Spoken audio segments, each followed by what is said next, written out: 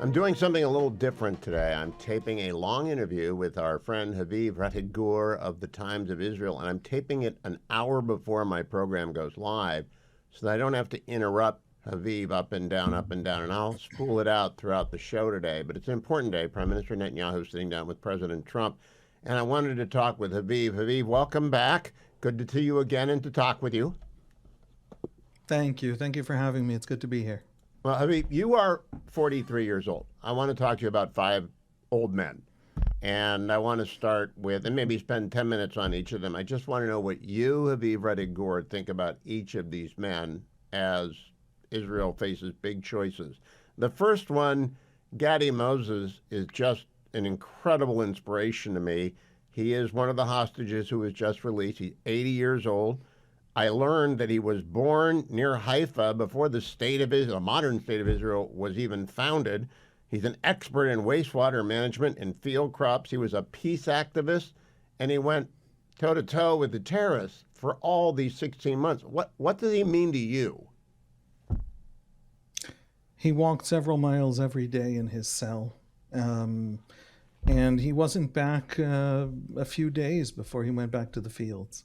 And he went back to, talking with the farmers and talking about rebuilding the tremendous agriculture that he was part of before October 7th. So yeah, there's a generation of Israelis, the political leaders of that generation, people like Rabin, who built a country with their bare hands, who were born in a world during, that saw World War II, that saw a Holocaust, that saw weak Jews, and built a world that's completely radically different. He is of that generation, and they are a generation made of steel. All of the hostages who've emerged have amazing stories. Some have been brutalized more than others. But for an 80-year-old man to walk out, I am reminded of great dissident literature, whether it's Solzhenitsyn or Bukowski, whether it's the fellow from Cuba whose name I'm blanking on already, Armando Valladares. Is he going to write something, or is he just going to go back to being on the kibbutz? That's I don't know. The old classic century old kibbutz ideal is the farmer who can quote Schopenhauer, right? So these are well educated people. They work the land because they believe in working the land. They love, that's who they are. In other words, it's not that they're uneducated. Maybe he'll write a fantastic book. I have to tell you, I once worked, one of the highlights of my life and career was working for Natan Sharansky, Ah, who is a great dissident who sat in the Soviet gulag for years and was in solitary confinement. And then, as he is being released, 19, I think it was 1986, the Soviet officer told him, walk straight across the bridge to the other side, where he was going to be whisked away to America and be free. And because the Soviets told him to walk across the bridge straight, he walked zigzag. The very last thing that a Soviet officer told him to do, he refused to do. These are unbroken people. I in my finest moments of would like to imagine that it's in all of us, but when you meet them who've gone through it and have found that iron inside themselves and really know what they are made of, it's an astonishing thing. now, Mr. Sharansky, it was one of my honors to ever share a stage with him at the Reagan Library. We did an event some years ago, and I know he was honored by commentary this year. He is in that category of people who inspire, no matter who you are or what your background is. There are also tragedies, though, and people who have not emerged. And I am not an optimist. I'm a realist about this deal, and I want to move to this deal next. The second of the five old men is Prime Minister Netanyahu. He's 75. He became prime minister, I want to get this right, for the first time in 1996, and he's held all sorts of portfolios, and he's the longest serving prime minister in the history of Israel. He's sitting down with the president today. Now, I doubt Gadi Moses is a big Netanyahu fan. I don't know that. I'm guessing, just given his background. What do you think of Netanyahu right now and what he's done over the past 16 months since the massacre?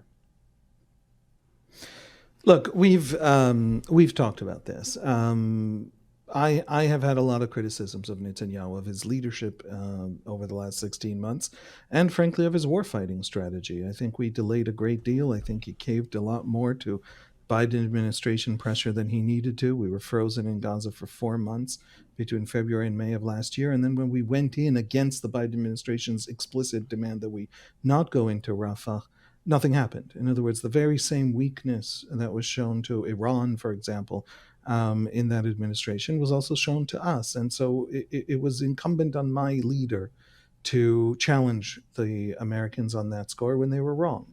The war was dragged out longer than it needed to be. And Netanyahu, I'm starting with the bad stuff because I think there's something very good and important to say at the end. So just bear with me, folks.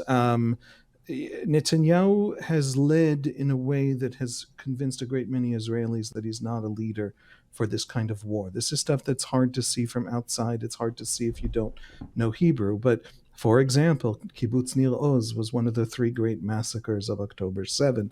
And I think there's something you and I have talked about in the past. They have invited Netanyahu to visit, and it is 16 months, and he has yet to visit. I know a great many Americans, Jews and Christians, who have visited Nir Oz, and Prime Minister Netanyahu isn't willing to have that moment in front of the cameras where the greatest victims of October 7 yell at him because he was the prime minister who oversaw the policies and then oversaw the day of.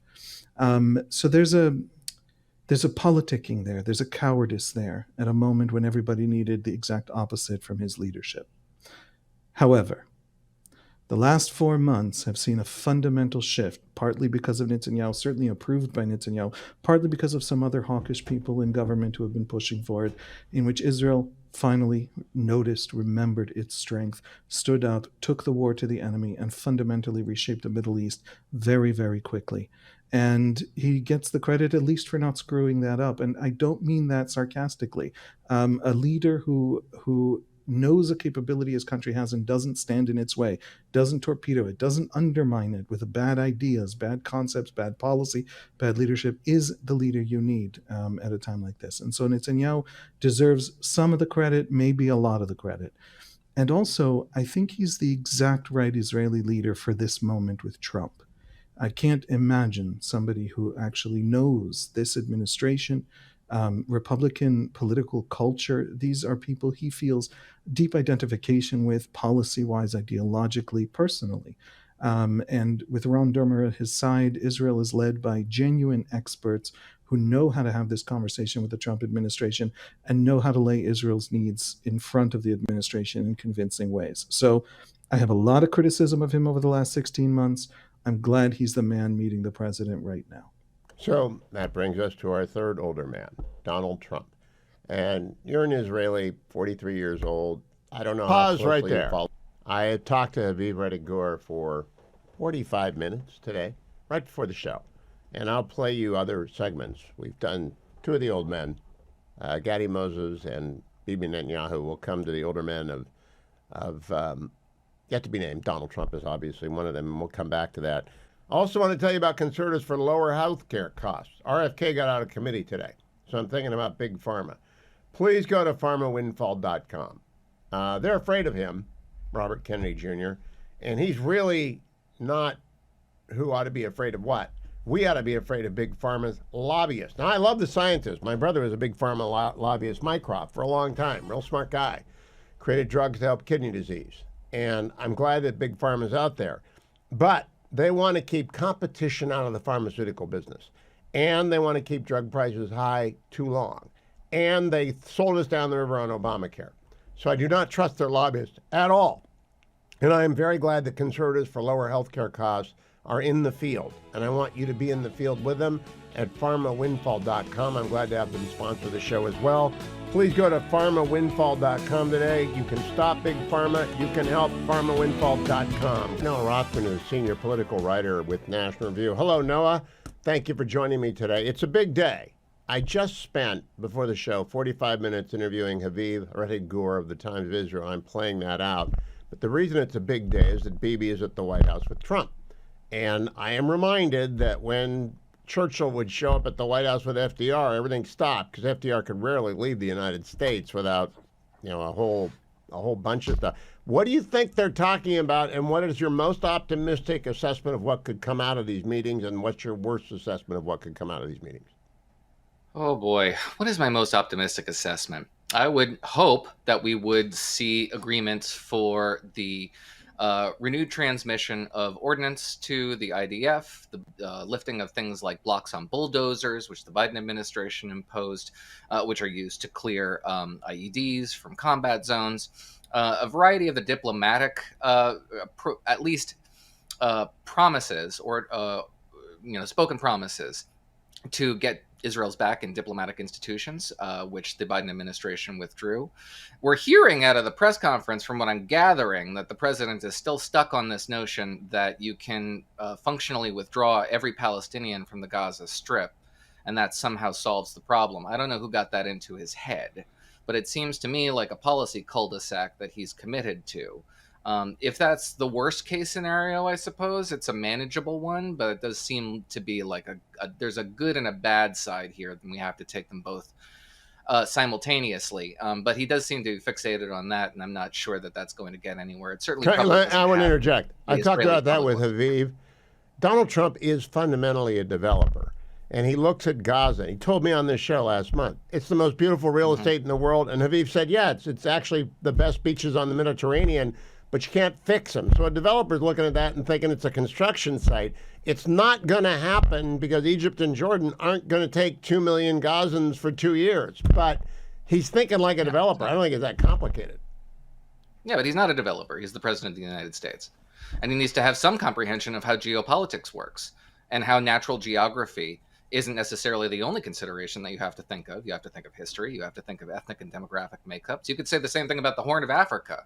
No one's going to be developing the Horn of Africa anytime soon. It's got lovely beaches, but it also has an indigenous culture that has incubated a piracy problem. It's not the sort of thing you can simply extirpate from the landscape as much as you'd like to. And the Israeli history with occupying Gaza should inform some of this thought process. I'm sure Haviv has additional thoughts on that, but I can't imagine that the Israeli He was public glad to hear him say it. believes that this is possible, much less He was glad to hear him pulling. say, the president doesn't get why that's not going to happen, but he was glad to see the pen on the desk. This is Israel, and the desk is the Middle East. He was glad as an Israeli to see the president speak that way. He calls him, quote, simple, not ignorant, not stupid, just black and white. Why don't we do this? Why don't we do that? And it's developer talk now. I love developers. I worked for them for 25 years, but they do tend to think linearly about how to get their project done. Yeah, and how to, grease the skids, as it were.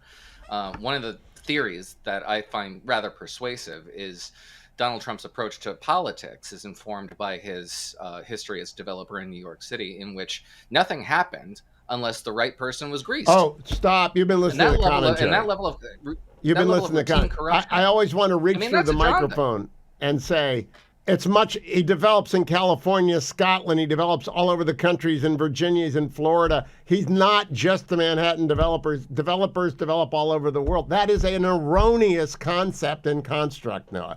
Developers have to deal with planners, regional governments, state governments, federal regulations, wherever they work. And if they go to Scotland and abroad, they got to deal with national government. It's not that simple. Okay. Well, then, fine. You're taking your argument to John. Regardless, I like the idea that the president thinks in terms of a developer. It is in conflict with how you should think about statecraft, because the government is not a business. True. Fundamentally, something that we always encounter when we say, okay, you can restructure the government to operate as though it were a profit-based model, when it's not and lacks the profit motive, which is the sort of thing where you would approach Gaza, and you would say, okay, this would be a lovely beachside resort, without comprehending what Cairo's interests are, as you say, what Amman's interests are, Jerusalem, to say nothing of that in Saudi Arabia, and the culture in the Gaza Strip. This is going to be resolved not through land deals. This is going to be resolved on the battlefield first, and then through a negotiated settlement with the invested parties in the region: Saudi Arabia, Egypt, Jordan, the Israelis, and perhaps Hamas and the Iranian proxies to a limited extent, certainly Qatar. But it's not going to be resolved by a development corporation. It's not going to be resolved by a local government that you could appeal to law. This is part of the fundamental problem with international people who think of in the international environment in terms that would apply to a state. The international environment is anarchic. There is no constabulary to appeal to. There is no courtroom to appeal to. The power of hard power, the application of military force, or the threat of it held in reserve, which we call deterrence, is what moves the gears of history. It's what moves people, moves armies, and shapes events on the ground. And when you say, oh, well, we could just appeal to a local, like it's a local planning board situation or a local government or something that is governed by law, and the monopoly of force that is the backstop of that law, you fundamentally misapprehend. I agree with that. No, I do think we ought not to dismiss how law can influence culture, but the fundamental problem, and I trust Aviv on this, is that Palestinian culture, at least among its elites, is caught in a deadly mythology, one that Khamenei shares for his own Shia purposes, but their fundamental culture is we can drive the Israelis out in the Algerian model, and they can't get off. Yep. That's not susceptible to developing your way out of. No, it's not. But we've dealt with cultures that had this sort of suicidal honor code previously. And it was, in my view, it was mostly commerce that reshaped and reconfigured that sort of tribal and cultural ethic and made it comport more with what liberal democratic norms look like. And it's no coincidence that a lot of these societies that are hostile and that incubate this kind of idea are aggressive towards or skeptical towards international commerce. They think that it deludes their national ethos, and they're right about that. It does. It flattens it. But it also creates the conditions for international cooperation and the prosperity that results from it. And by the way, the peace and international cooperation that buttresses the U.S.-led geopolitical order. We should want that for much of the world and as many places of the world as we can possibly interject it into, because it provides for a better social covenant in those societies and therefore a more stable geopolitical environment around them. That's the sort of thing that you can envision for Gaza in the absence of Hamas, in the absence of Iran and the theocratic regime that controls it. Not without it, though. You know, the answer to the situation in Gaza is fundamentally going to be decided in what happens with the regime in Tehran. Yes. No, I'd like to ask you one question off air that I'll put on the podcast. Stand by if you can. I'll understand if you can't. Don't go anywhere, America. I'm coming right back. We got a lot ahead today, including more of the Haviv Reddy Gore interview, all of which will be posted over at my YouTube channel. No, I just wanted to ask you a question, because I listen to you a lot when you're on the National Review, the Editor's Podcast, or you're on as a guest on the Commentary Podcast, which you actually birthed. People should know that. That was your idea. I've heard you refer a few times to the China model. And I just have I have behind me Tom Cotton's new book, 7 Things You Can't Say About China. The China model is actually the Leninist model. Xi Jinping is a Leninist. He's a hardcore Leninist. Why do you use China model as opposed to Leninist? Well, because it didn't used to mean that. Before Xi took on this new role with this undisputed power, his power as a Chinese leader until death, he began re-Sovietizing the Chinese economy rapidly in an effort to restore Chinese Communist Party control over the private enterprises that had begun assuming more power than the government was comfortable with. Previously, the Chinese model, before Xi, the Chinese model meant rapid economic growth with limited personal individual liberty and freedoms and property rights in order to manage a political culture, but also have rapid 7% GDP growth year over year. It doesn't mean that anymore because of the Sovietization of the economy, because Xi's approach to COVID-0, for example, was such a disastrous failure. The Chinese model means something different now, which is an exploitable opportunity for the West and for champions of liberty and democracy, to say nothing of capitalist enterprise. Because of the Chinese model's connotations have changed. For the developing world, it used to mean something very different than it does now. And I haven't read Tom Cotton's book, but hopefully he says, we should take maximum advantage of this changing paradigmatic approach to what the Chinese model meant. He does, but he calls a communist. And that's what they're Chi-Coms. And that's the old 1950s term. And then let's make Chi-Coms great again. I don't want to. I fell for the whole China model thing, but it's not. That's over. Deng Xiaoping massacred 10,000 people, Tiananmen Square. It should have opened my eyes then. But Xi genocide against the Uyghurs. He's just a communist. Yeah, not just a communist, but as you say, a Leninist. Yes. And also a Stalinist in a particular Yes. way. Stalinization was a Russification program as well, as much as it was, the Lenin model was sort of an indigenous approach to indigenization in the Russian republics, the Soviet republics. The Stalin model Russified, borrowed that Tsarist Tsarist idea, and Russified these places, and created what is functionally an affirmative action empire, which is also a very good book. The Han Chinese dynasty that governs the communist China is a racist enterprise. Yes. It is a Han supremacist enterprise. It does not believe that there is such a thing as Uyghur culture. It is an aberration that needs to be stamped out. That is as Stalinist as it is Leninist. I would venture more Stalinist. It is an evil empire. That's the first chapter in Tom's book. I recommend it to you. Noah, thank you for the extra dollop of time. I am always listening to the editors at National Review, and when you get got a spicy one for you today, Hugh. Spicy. Big debate on trade. I will go and listen to it. You bet. Count on it, Noah. Thank you. Take care. I am the newly elected GOP chairman in the state of Missouri. And if you don't believe me, I just have alter egos. And so Peter Kinder was elected GOP chair. And Generalissimo, if Dwayne's World ever gets around to covering the Kinder-Hewitt connection, yeah, don't give away our secret. You know what the funny thing would be is to actually interview him once and ask him Hugh Hewitt That can't questions. happen. That actually That's be pretty. the singularity. That would be a funny episode. That's the singularity. We can't have that happen. I've never been in a room with Peter Kinder.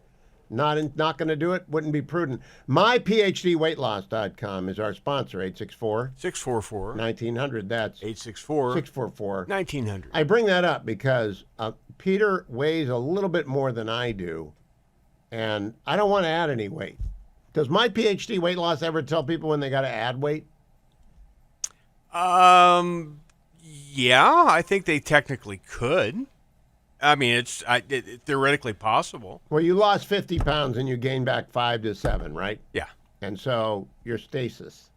Yes. And although I talked to Rachel today. Oh, you did? My counselor, because now that we're 3 weeks into this new shift, I'm still trying to figure out when I'm supposed to eat, because everything was really regimented when we did the night shift to the minute. And now the days kind of flex a little bit. Start with exercise. Did she tell you that? She recommended that, and recommended when to actually kind of heavy up on the protein, which meals and which ones to ease up on. And coffee snack. followed by protein followed by coffee followed by exercise followed by protein. Coffee is never one of the things they would recommend, and I've never been a gonna coffee be on drinker my anyway. PhD weight loss. Well, oh, there I am. But do you have the new That's Peter Kinder. I sent you a picture, Harley. He was just elected the GOP chair, and in Missouri. Yes. So do you think I'm a ex post facto member of the Missouri GOP now? You could probably get away with it. Yeah. If I show up, if he's late for a meeting and I show up, do you think I could pull it off? I don't think you'd get access to the Missouri skiff necessarily. Well, I don't think a GOP chairman has a skiff. Okay. Well, 864-644-1900. If you want to lose 50 pounds and keep it off, go to myphdweightloss.com. Do we have the president's presser with Bibi? I don't think we do. That wasn't made public yet. He's in the Oval right now, and he just signed the maximum pressure yes! on Iran. And right before you brought me onto the mic, I was about ready to clip that audio. So coming up in the next 15 minutes, I'll have it. Oh, that is such a great news. Maximum pressure on Iran. In the meantime, here's Tom Homan. Borders are talking on Stu Varney's show on Fox Business about the New Jersey governor who says he is housing a known illegal alien, cut number 15. It's ridiculous. And look, we're looking into it. Bottom line, he put it out there, we'll look into it. But if he's knowingly harboring, concealing an illegal alien from ICE, that is a felony, and we will seek prosecution. Remember, they've said for the last 4 years, no one's above the law. Well, either is he. So maybe he's bluffing, maybe he's testing us, but I wouldn't test this administration. We're taking this seriously, and anybody that knowingly impedes us, anybody that knowingly harbors and conceals an illegal alien is in violation of Title 8, United States Code 1324. We will seek prosecution. Geez, the FAFO people are really gonna make everybody do it the hard way. And by that I mean fool around and find out. That's the PG-13. Fool around and find out. And yesterday, I'm looking for it, Elon Musk posted the note from the U.S. Attorney for the District of Columbia, Edward Martin. Our initial review of the evidence presented to us indicates that certain individuals and or groups have committed acts that appear to violate the law in targeting Doge employees, said Edward R. Martin, U.S. Attorney for the District of Columbia. We are in contact with the FBI and other law enforcement partners to proceed rapidly. We also have our prosecutors preparing. All right? Fool around and find out.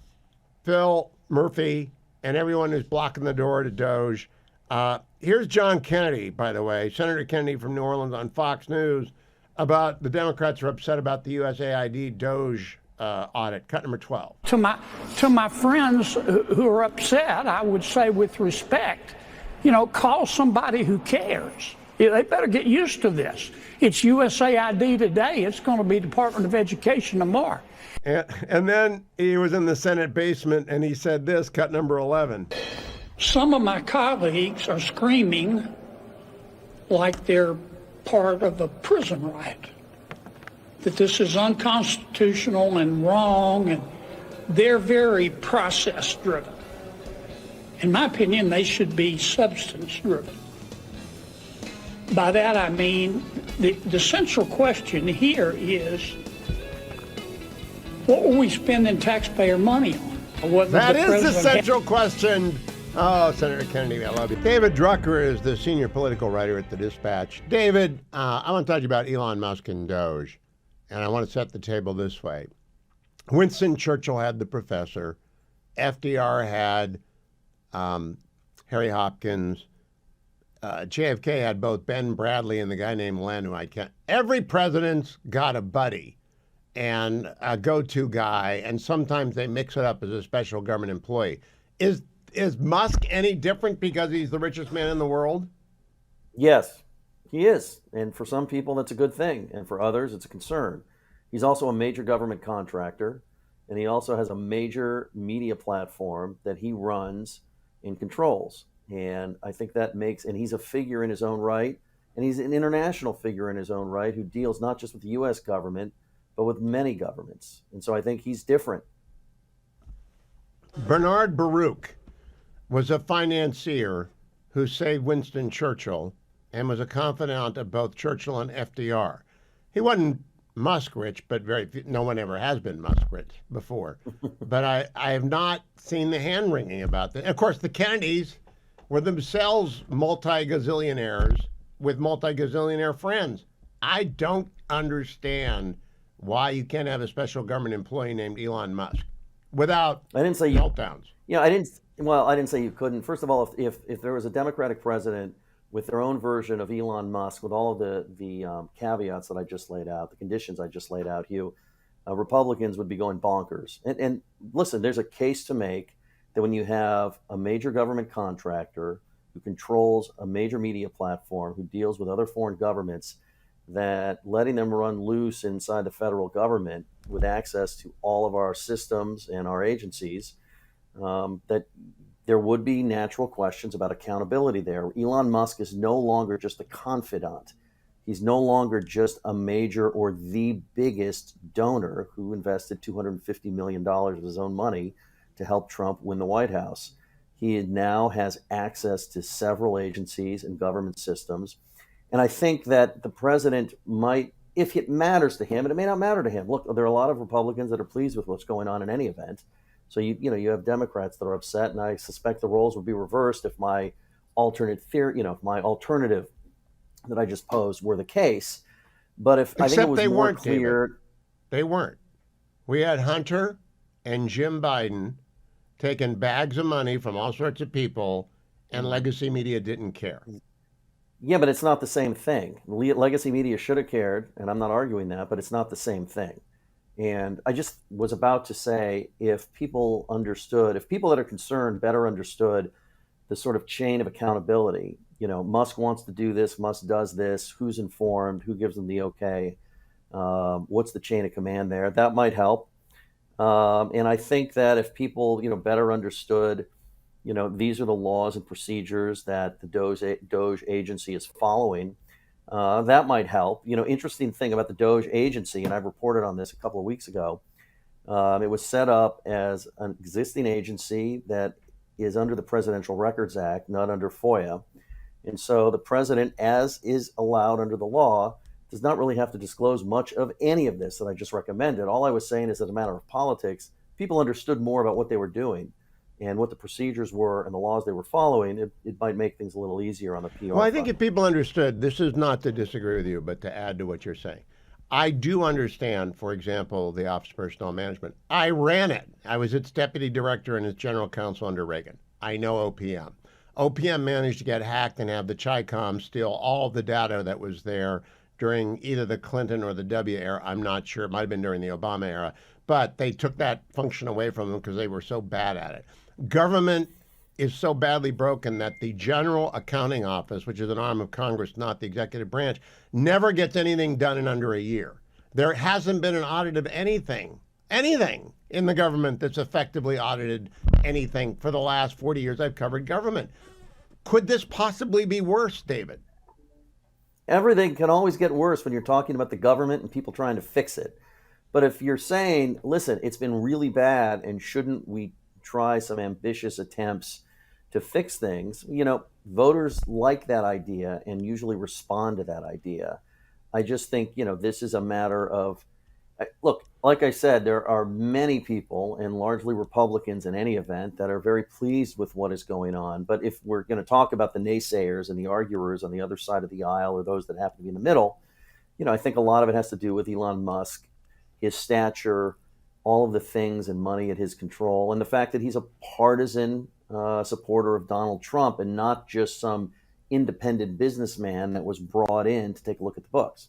Oh, I don't think the hysteria is that he's going to cheat, steal, or fail. I think the hysteria is he's going to succeed.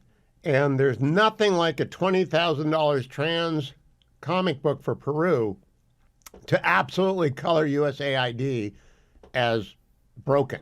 Even if they do, and Jim Garrity made a very good case today, they do a lot of good things at USAID. But if the water is half polluted, all the water is polluted, right? And so if USAID that might be the case, but the way Elon Musk talks about USAID is not the way you talk about it. He talks about it in conspiratorial tones and believes it's a terrorist organization. That's how he's talked about it on X, his media platform. And he has not talked about the fact that it does some very necessary things. Maybe he doesn't have to believe this, but he could have said, hey, it does some very necessary things, but look at all this ridiculous stuff it does that undercuts the mission and wastes taxpayer dollars. I'm going to clear out all of the fat and the stupid things, and we're going to leave it, leaner and more able to do what it needs to do for the American people. But he talks about the entire thing as a big cesspool that should be junked. And so for people, I think that leaves people sort of confused. Like on the one hand, yeah, we need to fix things. On the other hand, we want to fix things so they work, not so they disappear. I kind of, we are in disagreement. I saw the numbers from USAID, $17 billion to Ukraine. I'm okay with that. $800 million or something to Afghanistan, where money is fungible. What were they thinking? I mean, I'm just truly astonished if you think you can send money to Afghanistan right now, David. Last word to you, 30 seconds. Listen, I think that, there are a lot of people that would definitely agree with your argument, but it comes down to this. What you're saying is not what Musk is saying. Okay, fair enough. It's what I'm hearing Musk say. And I discount hyperbole because I've discounted hyperbole for 35 years as a broadcast journalist. It's like Bernie Sanders saying, do you support the onesie? That's not really Bernie Sanders.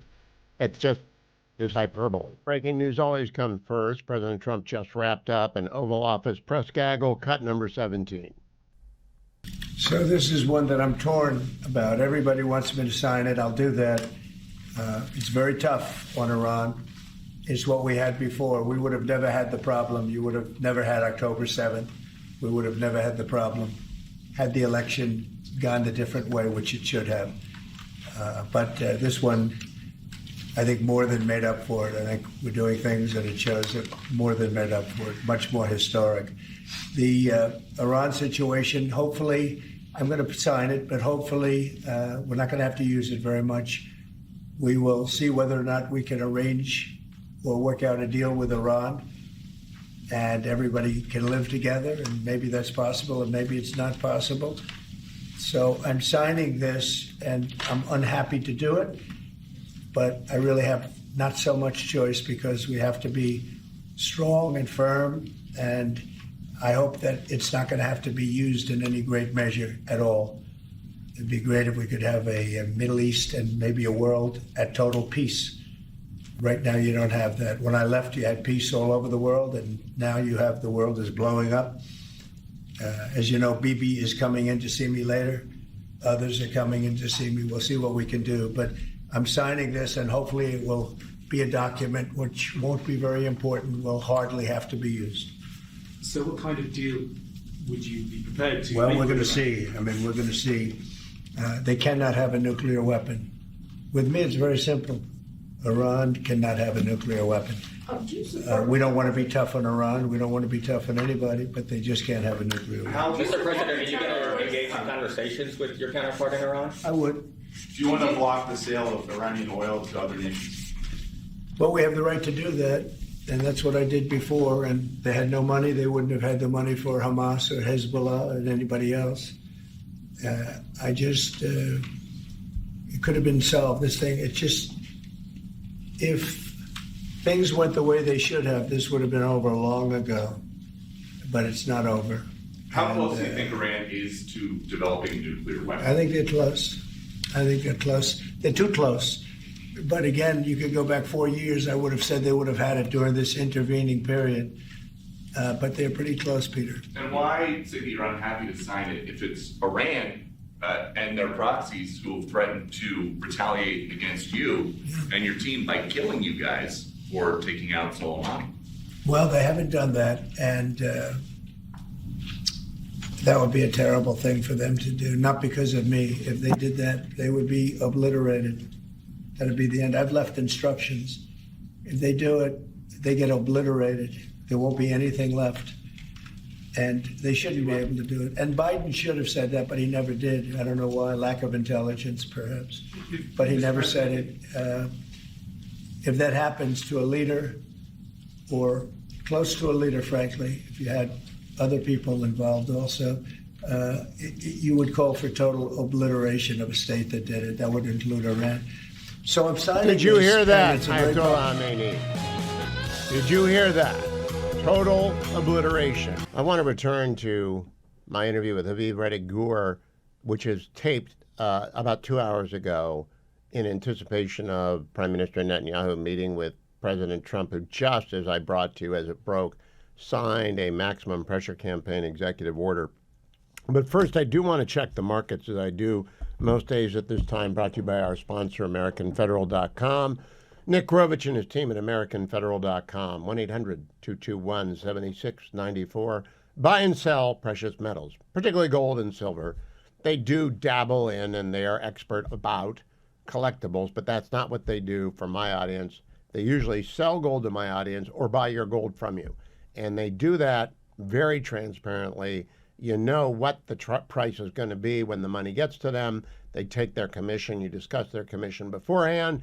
The more you buy, the less you pay in commission. If you sell, they tell you what the commission is going to be. Gold is a worldwide commodity, and this at this hour, it is trading up at $2,873.90 an ounce. That's up about 0.6% today. Gold has been marching north all January. Now, I buy it every January. I bought it from Nick in January, so I'm happy that it's gone up, but I really didn't understand why until I read in the Wall Street Journal. Everyone's wigged out about Trumponomics, and so they're just laying in a bunch of gold worldwide, so demand is up.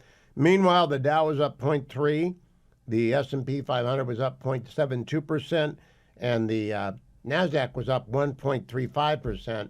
The deep-seek head fake has worn off. Palantir turned in, I no longer own any Palantir. Palantir turned in great numbers, and so NASDAQ took off. But what I want you to focus is through all the shouting, through all the noise, gold has marched steadily north since Joe Biden unleashed inflation on America.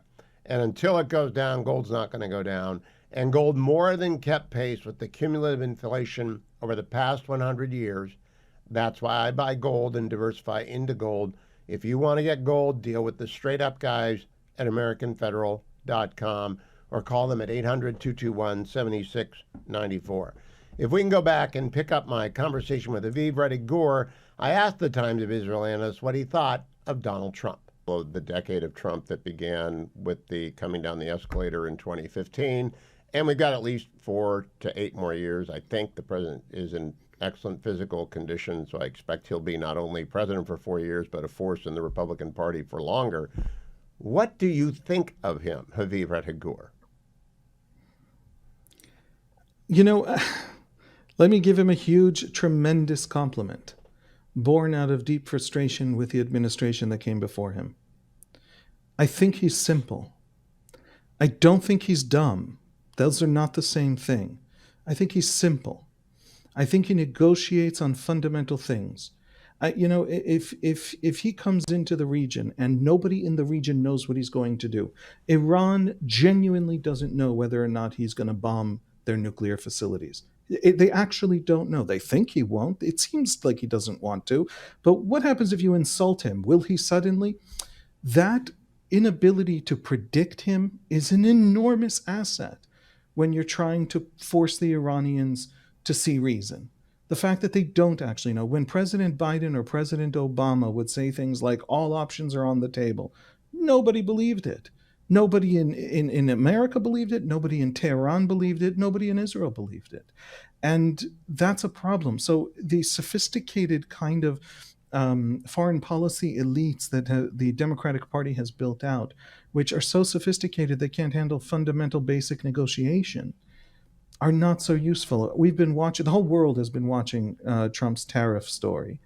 And what's been astonishing to watch is that it works. You start with a maximalist position and you force the other side to drag you to a place that's much closer to where you wanted to be.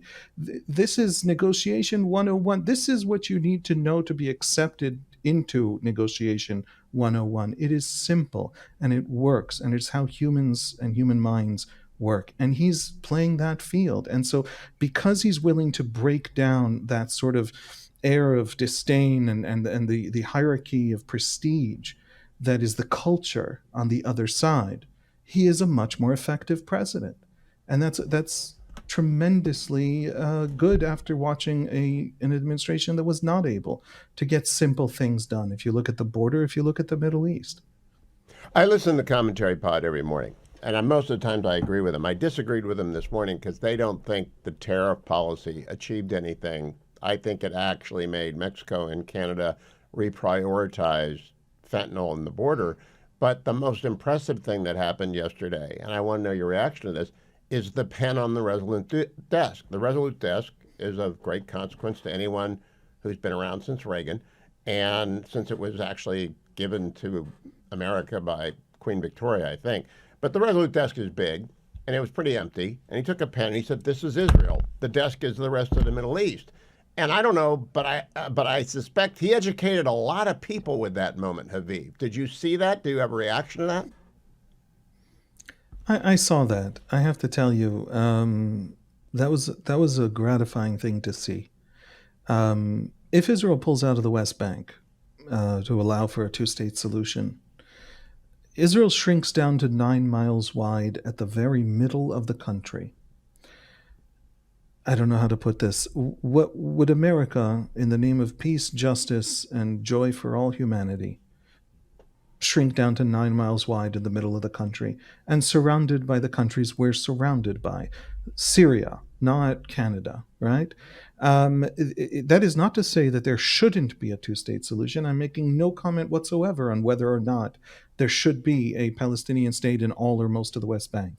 It's just to say that the idea that it has no costs to Israelis, the idea that Israel is somehow has this luxury of just having a completely detached conversation on abstract morality, when in fact we are talking about our absolute existential, most vital interests and questions.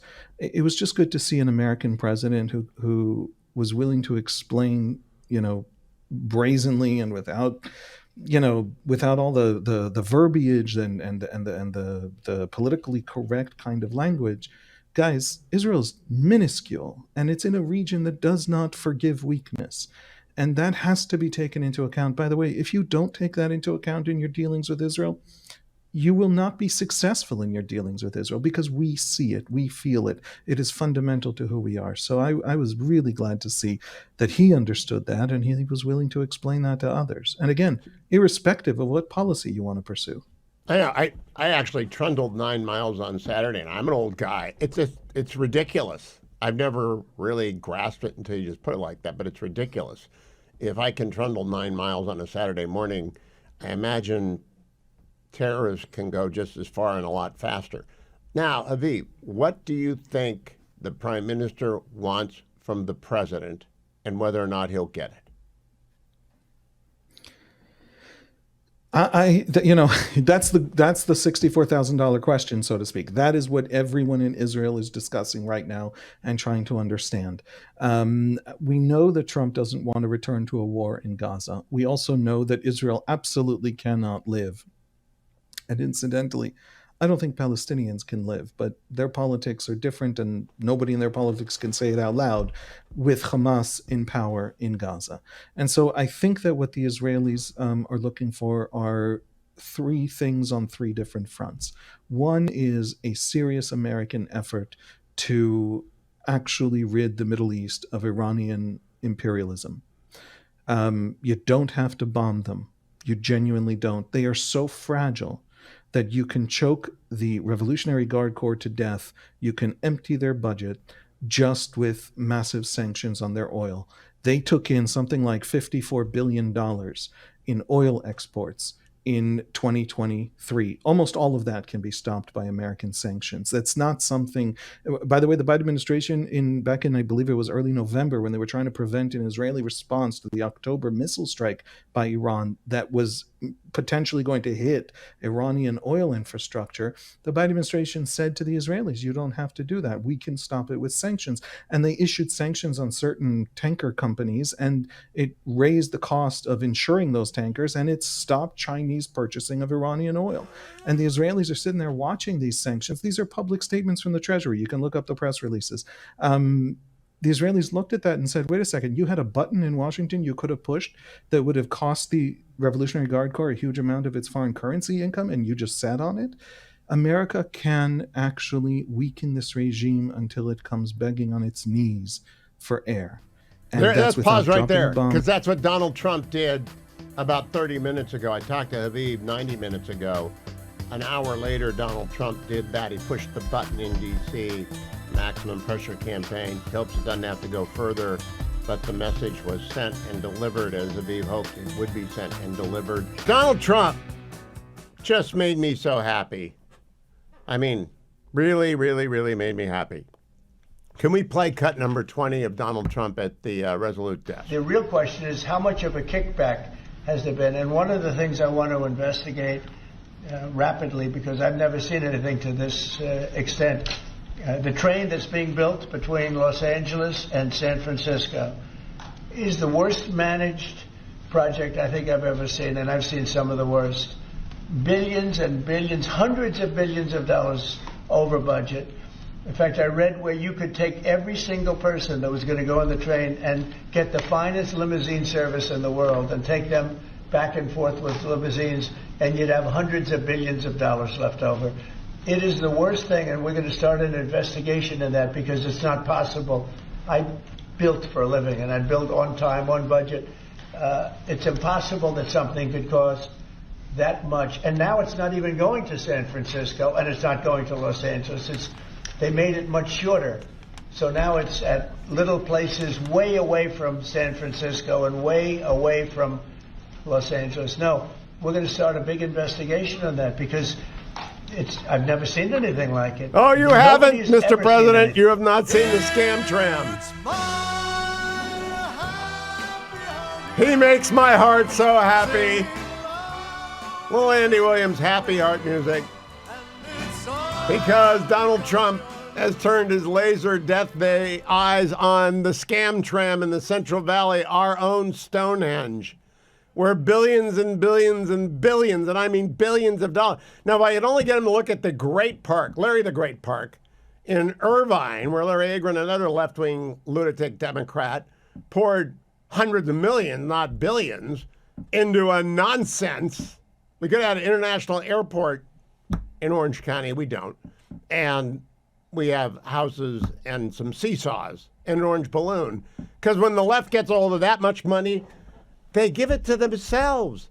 Do you understand? They just hire consultants and biologists and CEQA advisors and NEPA consultants and 404 and I know them all. They're my friends. I did this business for 27 years. I'm retired. But I didn't have that job. Oh, do I wish I had that job. Wait until they audit that. Oh, just wait till they audit that. Let me tell you some good news instead. AndrewandTodd.com. Fine couple of California guys, but they do mortgage lending for our sponsor, Sierra Pacific Mortgage, across the country. 888-1172. If you're trying to buy a house because your house was condemned by the scam tram, that happened years ago. It's just standing there. It's the craziest doggone thing. I don't know if Harley can find pictures of it in time. It's the craziest, worst public works project in the history of mankind. It makes the pyramids look like on budget, on time. And Andrew.com don't do that. What they do is they lend you money to buy a house. They're mortgage bankers. They're Sierra Pacific Mortgage. 888-1172. Whether you're moving a block or you're moving from California to New York, whether you're going from down the street and around the corner to live next to grandmother's house, or you got to move from Seattle, Washington to Florida because you can't stand the inheritance tax in Washington State. You don't want any, and that's Florida.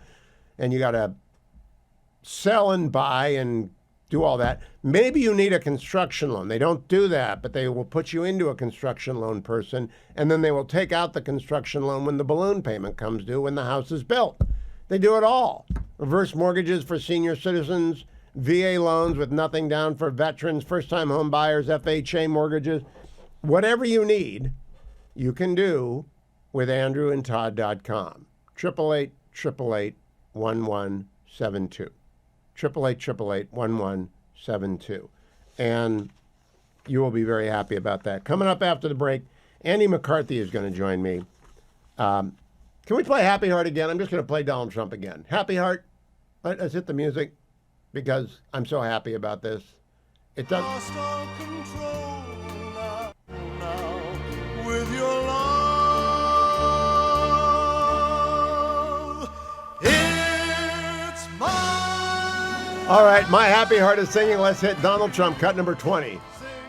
The real question is how much of a kickback has there been? And one of the things I want to investigate rapidly, because I've never seen anything to this extent, the train that's being built between Los Angeles and San Francisco is the worst managed project I think I've ever seen, and I've seen some of the worst. Billions and billions, hundreds of billions of dollars over budget. In fact, I read where you could take every single person that was going to go on the train and get the finest limousine service in the world and take them back and forth with limousines, and you'd have hundreds of billions of dollars left over. It is the worst thing, and we're going to start an investigation in that because it's not possible. I built for a living, and I built on time, on budget.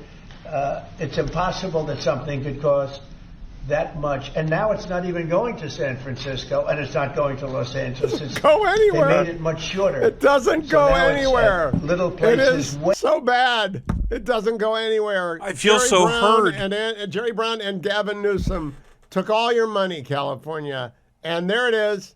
It's Stonehenge in the Central Valley. They took all your money and they burned it up. And you wonder why this state can't control firefight. Good for you, Donald Trump. And it goes back to my conversation with Noah Rothman. John Podhoretz, a friend of mine, likes to refer to Trump being a New York City, Manhattan developer where development is a zero-sum game because they're not making any more money. Well, yeah, but that's not all he's done. He's done Trump International in Virginia. He's done a couple of golf courses in Florida. He's done a big development in the Palos Verdes Peninsula in California. He's got Trump Tower in Chicago. He got Trump Tower in Las Vegas. He's built in Scotland. He's a developer, not just a Manhattan developer. And they look at stuff like this and they say, what? And if you've never listened to it, go Google Donald Trump on the UN remodel, the United Nations remodel. He testified many decades ago about what was then the proposed remodel. And I played it all at the time because it was hilarious and it was also accurate. And he said, oh my gosh, it's the toughest. See, if you can develop in Manhattan, you can develop anywhere. But the model in Manhattan isn't the model everywhere. That's the key thing. Andrew C. McCarthy is joining me. He is, of course, a National Review columnist. Andy, my 1 year at Justice, I spent basically as a messenger boy from the FBI senior agent on the 5th floor to the Attorney General with FISA applications. So I had all the clearances and I read all the warrants, but I was just a messenger boy, errand boy. I know that the FBI then really operated sort of solo, but within the DOJ. What authority does Pam Bondi and the president have over individual agents and agents in charge in different area offices? So it's a very untested area, Hugh. I wrote a 2-column series over the weekend on the cases that I think will bring this to a head, which is the removal of the inspectors general.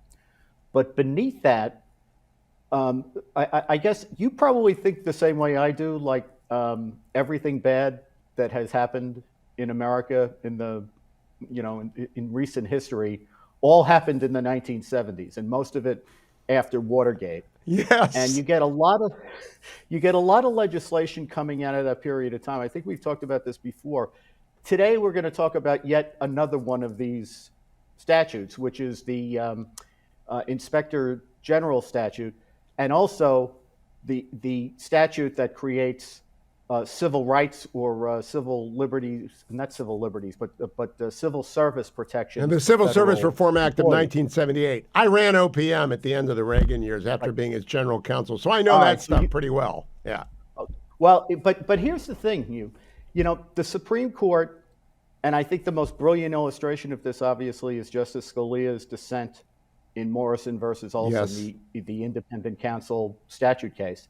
But the collision we have here is that the Constitution, as Justice Scalia explained, reposes all executive authority in one official, the president.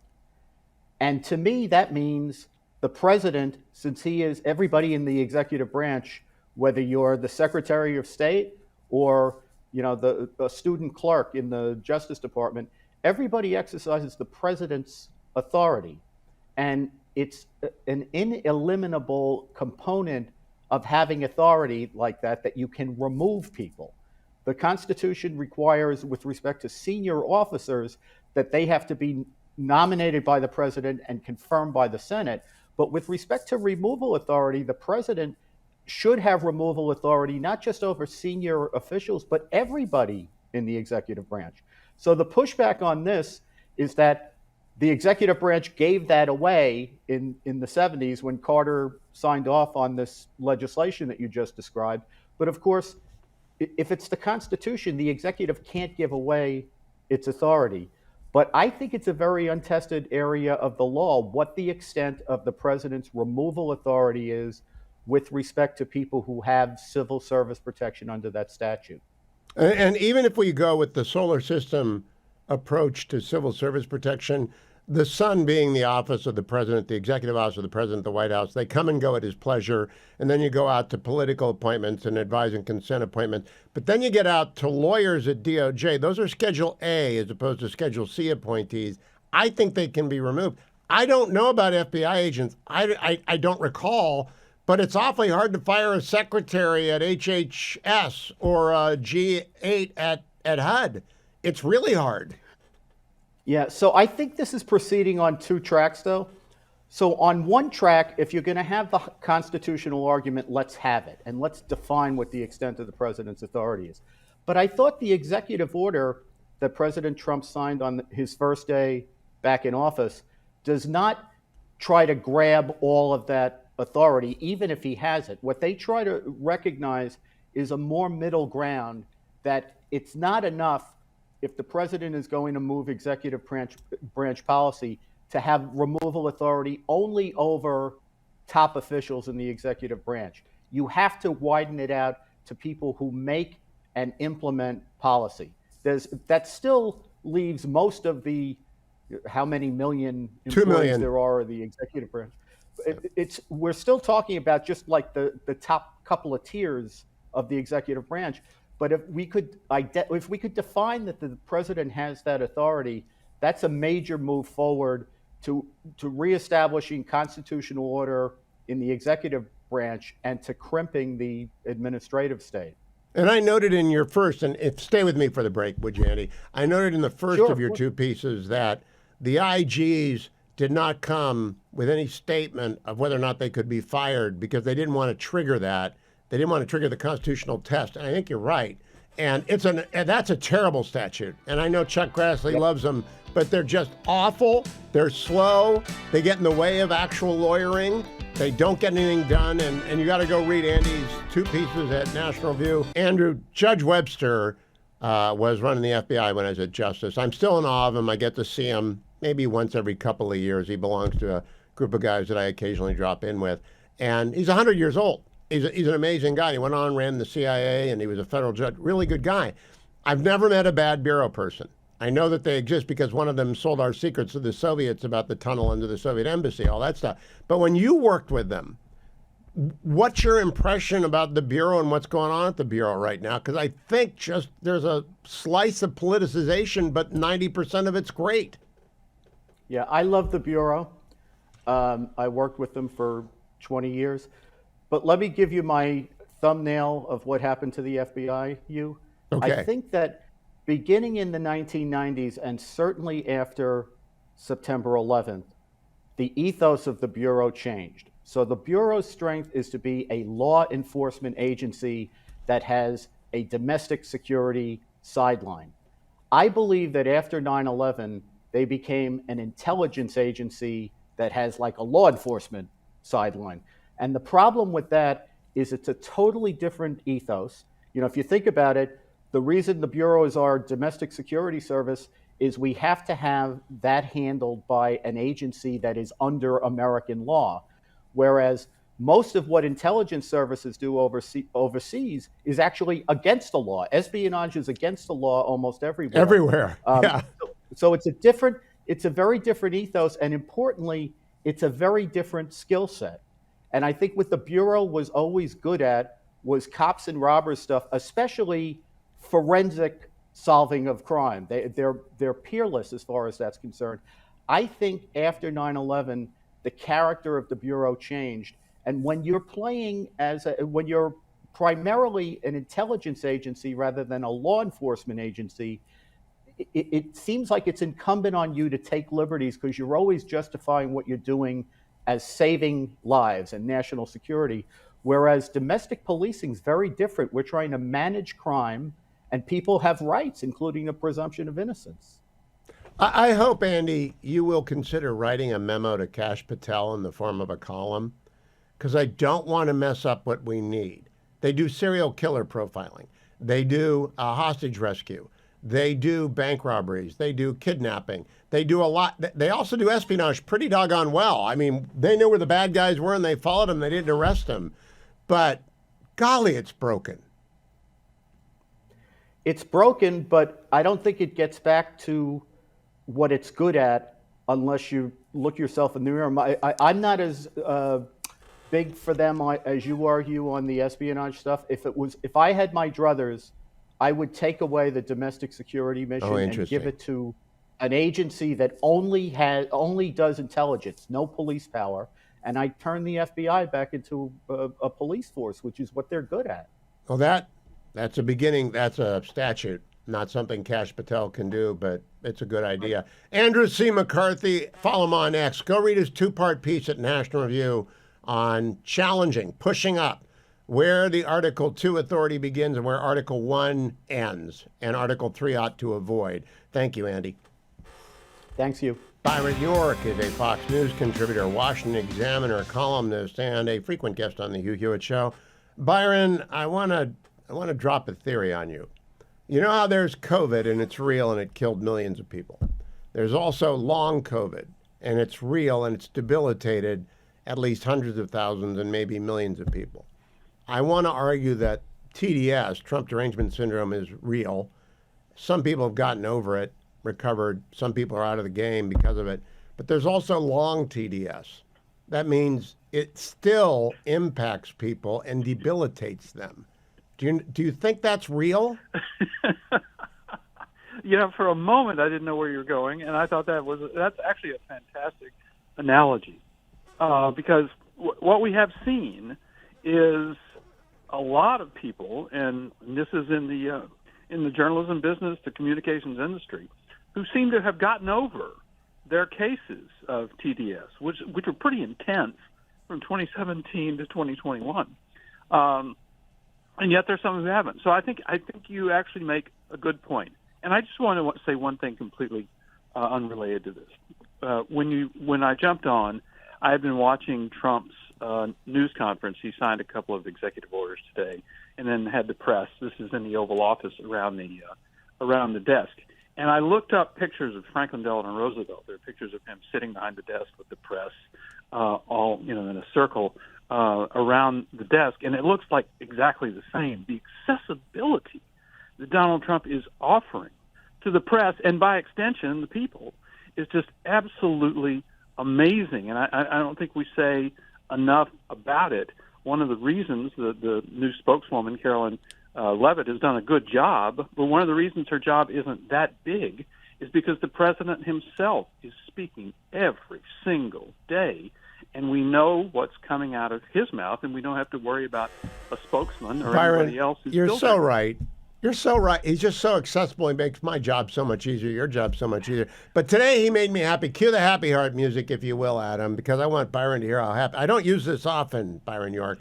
I only use my happy heart music when I'm really excited about something. Hit it. Up. Can't find it. It's my happy heart. You're not old enough to remember Andy Williams, but he used to sing Happy Heart. And here's what made me sing my Happy Heart music. Cut number 20. The real question is, how much of a kickback has there been? And one of the things I want to investigate rapidly, because I've never seen anything to this extent, the train that's being built between Los Angeles and San Francisco is the worst managed project I think I've ever seen, and I've seen some of the worst. Billions and billions, hundreds of billions of dollars over budget. In fact, I read where you could take every single person that was going to go on the train and get the finest limousine service in the world and take them back and forth with limousines, and you'd have hundreds of billions of dollars left over. It is the worst thing, and we're going to start an investigation in that, because it's not possible. I built for a living, and I built on time, on budget. It's impossible that something could cost that much. And now it's not even going to San Francisco, and it's not going to Los Angeles. They made it much shorter. So now, Byron, I've been complaining about our Stonehenge in the Central Valley for 10 years, and the president finally put his finger on it. That's communication. It was an incredible moment, actually. I didn't really see that one coming.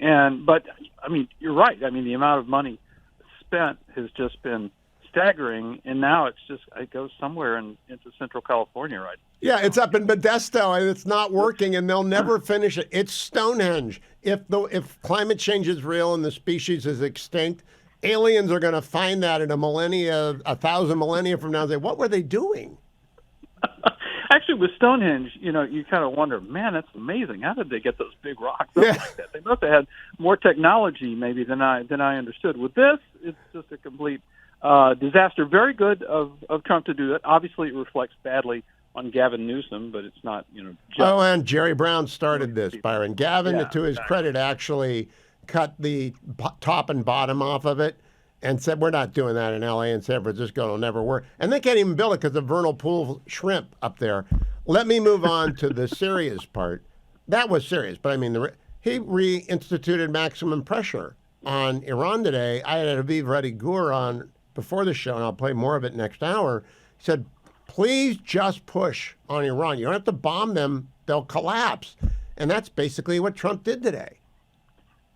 Well, this is what worked before. right? Yes. I mean, in the first Trump administration, the idea was not to go bomb Iran, not to go to war with Iran, but to starve Iran of its money, specifically its oil revenues, so that they would not have all this money with which to make mischief and worse with its proxies in the Middle East.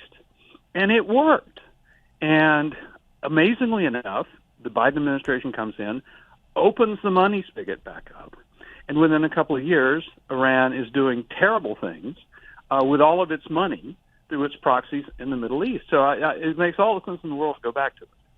Do you think, I listened to the commentary pod today, and John Podhoretz made this statement that Jake Sullivan, the National Security Advisor, lied, Tony Blinken lied, Kamala Harris lied, Joe Biden lied. They were holding up weapons to Israel, and Trump has unleashed the pipeline again. Do you think John is correct? Yeah, I do think that they were. There's no doubt that they were holding up weapons to Israel. And, you know, the thing is that, as far as I can tell, and I'm not an expert on this, but no matter what the Biden White House said, Netanyahu was going to do what he was going to do because he felt he had to do it. I kind of feel that way about the Trump White House, too. He's got a lot of support now with the Trump White House. But it almost doesn't matter. He's going to do what he's got to do. And so what do you expect to come out of the Netanyahu-Trump meeting? We have a minute to the break. I'd like to take you through the break. Well, you know, it was interesting. Trump was talking about this at the desk in the Oval Office, and you know, he stressed the utter destruction in Gaza. He said, well, you know, what in the world is going to happen there? There's the money to sort of rebuild it, but what's going to happen? And he expressed interest in having some countries accept Palestinian refugees who don't go back to the moonscape of Gaza now. So I think Trump is actually trying to see past. Byron, in January, I asked President Trump what he thought about Gaza, and he said it should be a beautiful jewel on the Mediterranean. It's got the best land in the world, and of course, it's destroyed. He's thinking like a developer. So I say to Noah Rothman, he's thinking like a developer. Noah says that's the problem. It's not development, it's national security. But Haviv Reddy-Gur said, I like the fact that Trump is simple. Not stupid, not ignorant, simple, meaning, look at this. What are we going to do with this? There's a simple problem to be solved. Do you? Yeah. And I know Egypt and Jordan want nothing to do with the Gazans because of the Hamas problem, but isn't it right for the president to raise that issue? It's absolutely right. Look, I mean, the Israelis obviously, some people think that they went too far, even with the awfulness of the attack on them. Some people think they overdid the retaliation. Clearly, large parts of Gaza are just completely flattened. They're unfit for human habitation, and they will not be fit for human habitation for a long time. So what are you going to do about that? And I think thinking about that in practical terms, and Trump is an extremely practical man. He thinks in terms, you know, he reads. He's an excellent reader of journalism, for example, but he really gets into maps and spatial representations of how things work and like where are these people going to go? Could they go here? Could they go there? This is something that Trump's thinking of, and I think it's a good thing. Well, I discussed with Haviv that when the president dropped the pen on the Resolute desk and said the pen is Israel, the desk is the Middle East, he probably educated more Americans about the Middle East than any prior president, and Haviv agreed. He thought it was very satisfying from an Israeli point of view. We got a minute to coming back online, so take 30 seconds of that, Byron. What do you think of the pen on the desk? I thought it was a dramatic moment, actually, and I mean, can you obviously you think about Joe Biden, you think that would never happen, but I can't remember that happening sort of with any president who represented something so graphically and so simply for people to understand. Yeah. Byron, Churchill had the professor, FDR had Harry Hopkins, Kennedy had Ben Bradley and Len. Presidents have friends, and sometimes they become special government employees, and they do big things like Harry Hopkins for FDR. No job, no duty, living at the White House. I don't want Musk living at the White House. I'm not upset about Musk at all. Are you?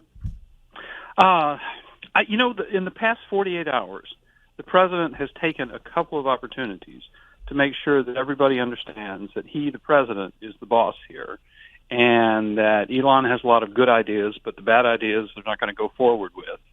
and that he's keeping control over what Musk is doing. And I think that's a very important message to send. You've got this smart group of sort of supercomputer geniuses going through all of this and finding a lot of indefensible spending, which, by the way, is very, very similar. We've had reports for many, many years from members of Congress about some crazy thing that the United States government is spending money on. So when you have the LGBTQ plus comic book in Peru, that fits exactly sort of into that template that we've seen. So Musk is presenting a lot of stuff that the U.S. government should not spend money on, and also he's cracking through this ridiculous idea that USAID is a quote independent agency, as if it's somehow like a fourth branch of government. So that's all very good, but at the same time, it's good that Trump sends the message that Trump is in charge of this.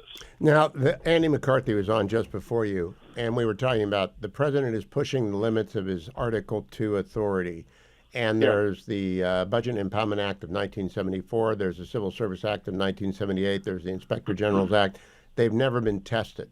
And Andy is of the opinion, I concur, that Trump's going to test them, and we'll all be better off if we find out who he can fire. What say you? I think you're absolutely right. And I mean, one of the reasons he's doing this way is, when Elise Stefanik leaves, the balance of parties in the House will be 217 Republicans and 215 Democrats.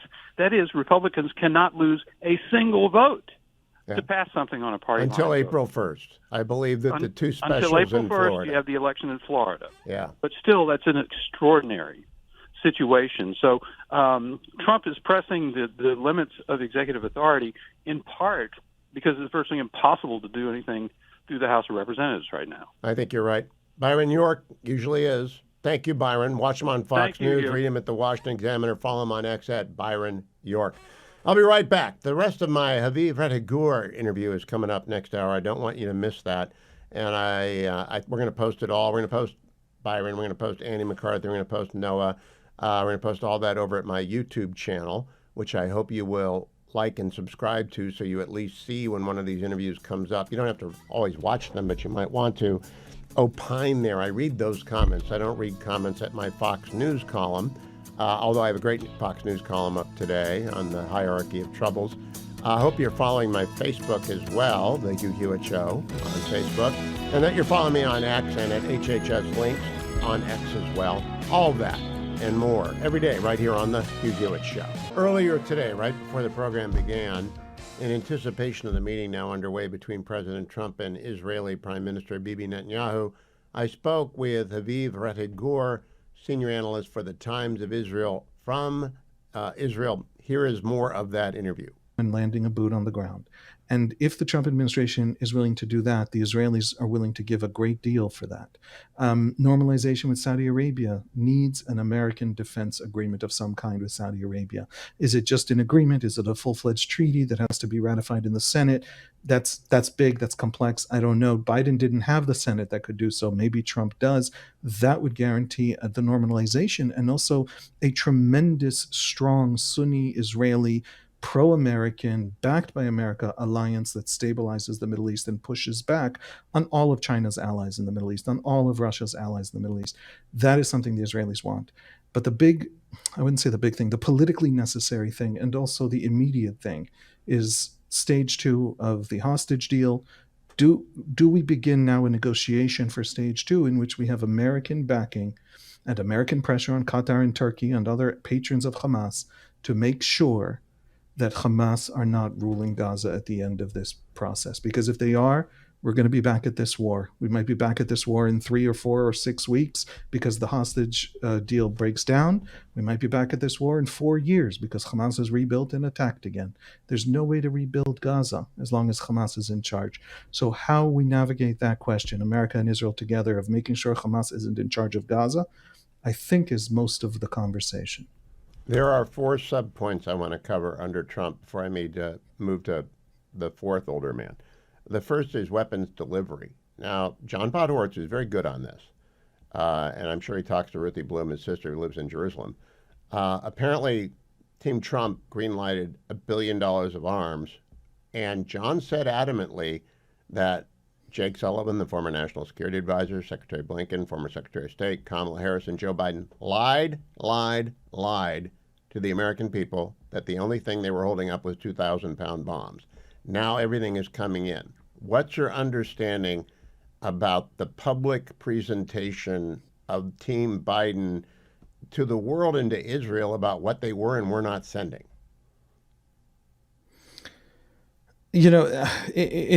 So my understanding is that there was a lot of long-running, complicated negotiation. And depending on where you understand the beginning and the end of each section of negotiation, that's how you determine sort of where everyone began and where everyone stopped. In other words, is the Biden administration pausing, but later on they release a little, but then they pause again? It's a very complex story, and the people you're talking about probably understand the details of it better than me, because I have not followed the inner workings and details of that particular story. I can tell you that the Biden administration projected to the Israelis and to Israel's enemies and to Hamas that they were pressuring Israel massively and limiting the arms at their disposal. They projected to the Israelis that if they face Iran, they might not have the missile supply they might need to face down in a serious war with Iran over a long period.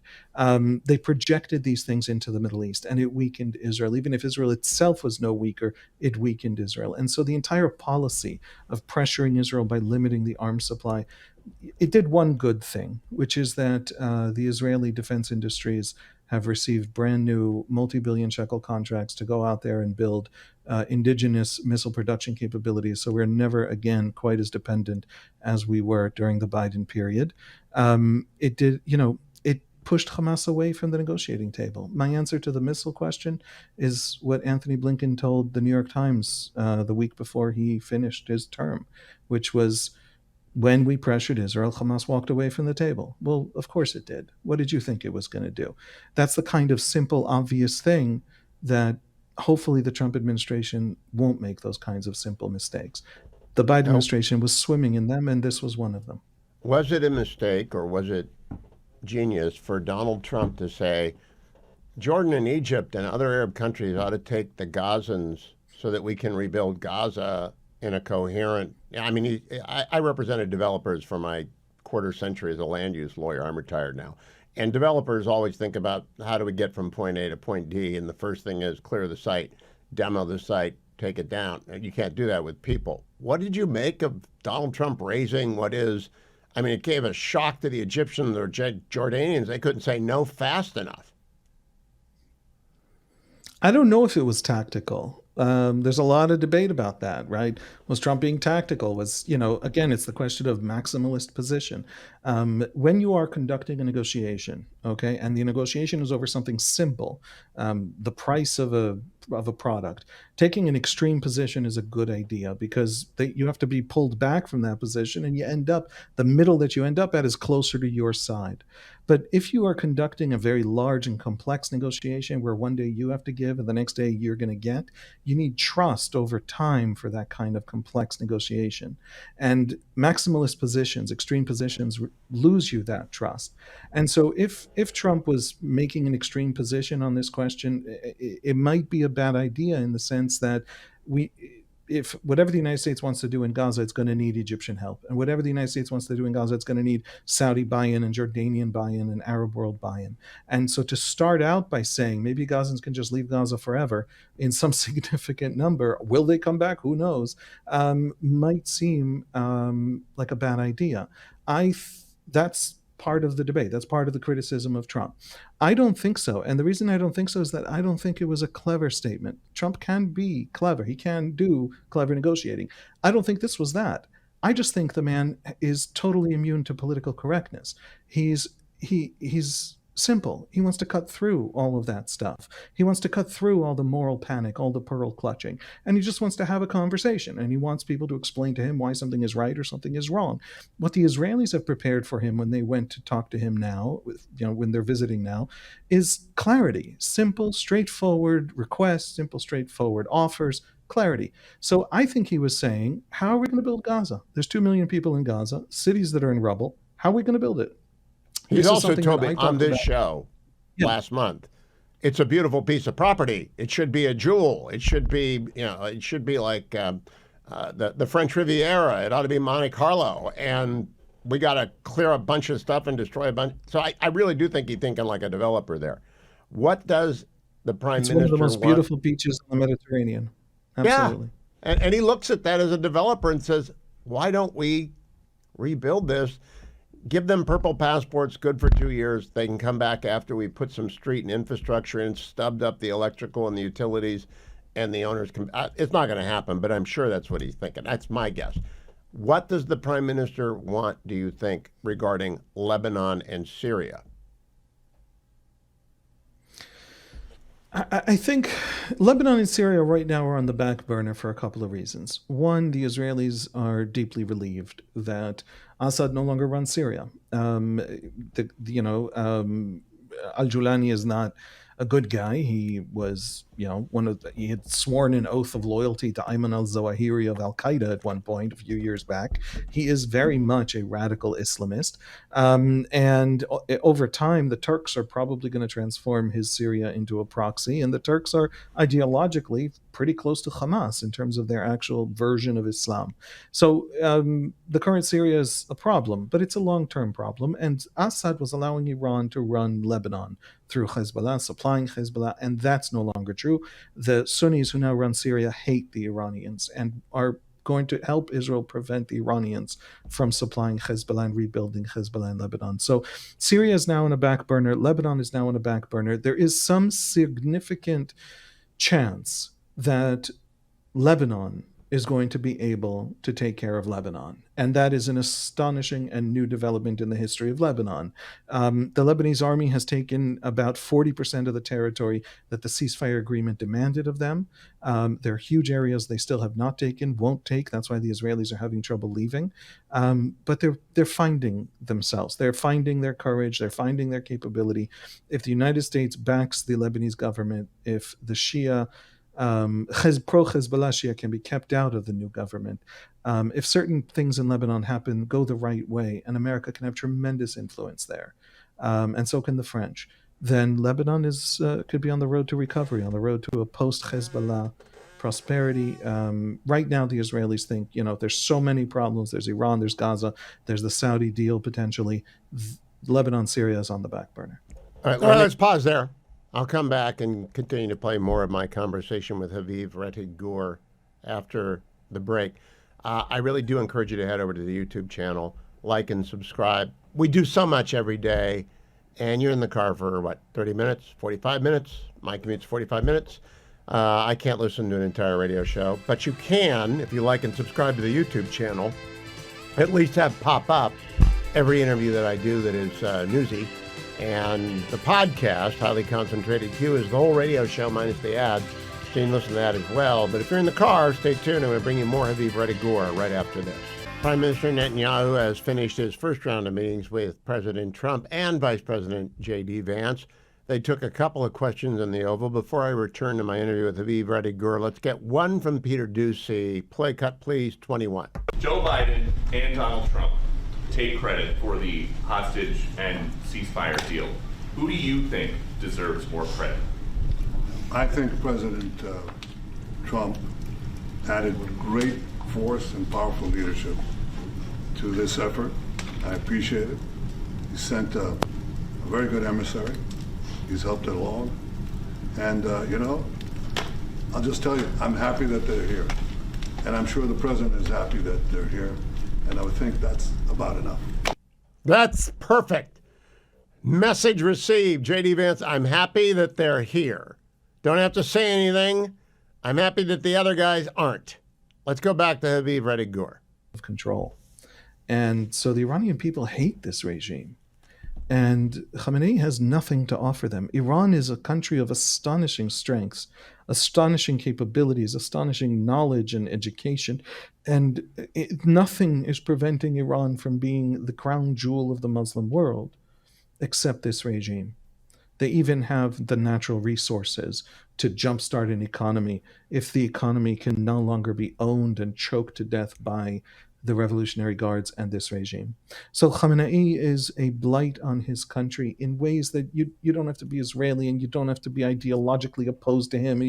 These are just numbers that you just grab from the World Bank and you understand just how much this regime is the downfall of Iran, and for no good reason. There's no reason to face down the world and try and build nukes and break the NPT and take on sanctions and have to build out proxies in 7 different countries to destroy Israel, a country he has no border with and no interests in.